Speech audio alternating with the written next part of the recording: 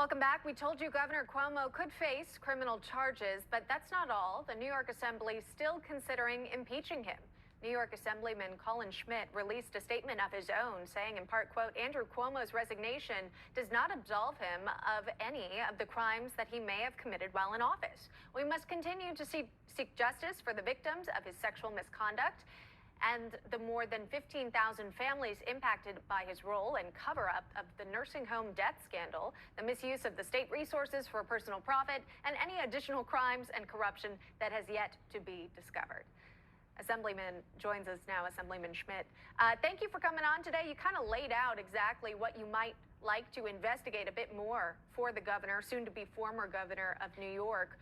Will this pursuit of an impeachment wind down now that Cuomo has resigned, or will it go full steam ahead? It needs to go full steam ahead. The impeachment inquiry into Governor Cuomo needs to continue regardless of his decision to resign or not. New York residents and taxpayers deserve accountability to understand what really happened during the governor's reign of terror.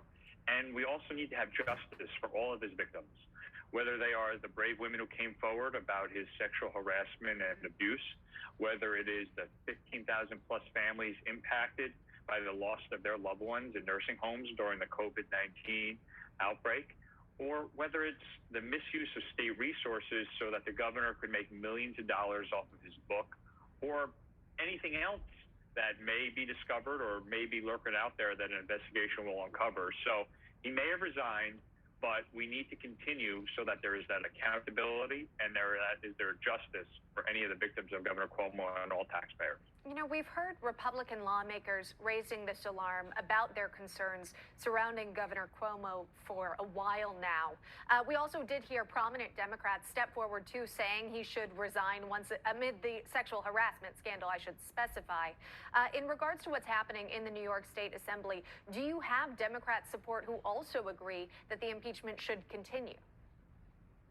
There is bipartisan support to continue the state legislators' investigation, and the goal is to, at the minimum, ensure the governor, the current governor, the now outgoing governor, is permanently barred from seeking state elective office in New York. So even if this process takes beyond the day that he said he was going to leave, the 24th of August, we can still bar Cuomo from ever seeking state elective office again.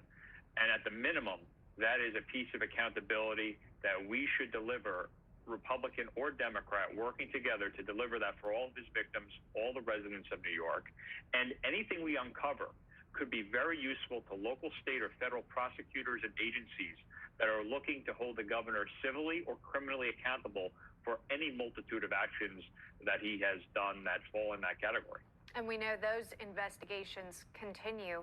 I want to look ahead again to the incoming governor. In a statement, you had said, in part, quote, in 2 weeks, Governor Hochul will take office and New York will have its first female governor. In times like these, we must seek to find ways to work with one another, regardless of political affiliation. And I wish her all the best in her new role as our state's top executive there.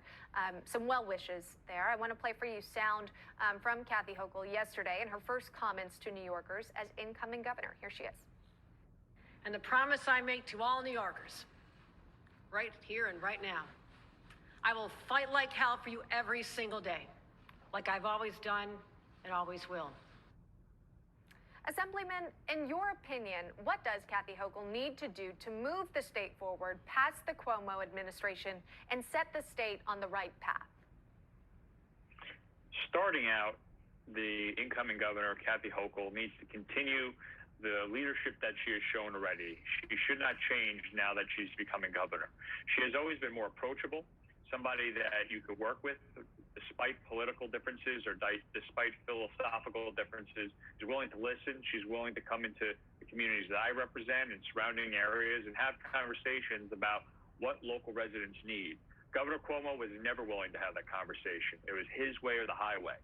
So for Governor Hochul, when she takes office, to have more support, to have a working relationship with all parts of the state, she needs to continue to be on the ground. She needs to listen to what we are saying and not kowtow to the New York City radical left political machine that wants to advance an agenda that is really against what my constituents want and many folks across the state are looking for. So if she's willing to break from that Cuomo line, if she's willing to break away and stand strong against the New York City Democratic political machine, then she has a bright future. I think we have a great chance to work together. So that's something, again, she's done as lieutenant governor. I hope she maintains that when she becomes governor and moves forward in the remainder of this term.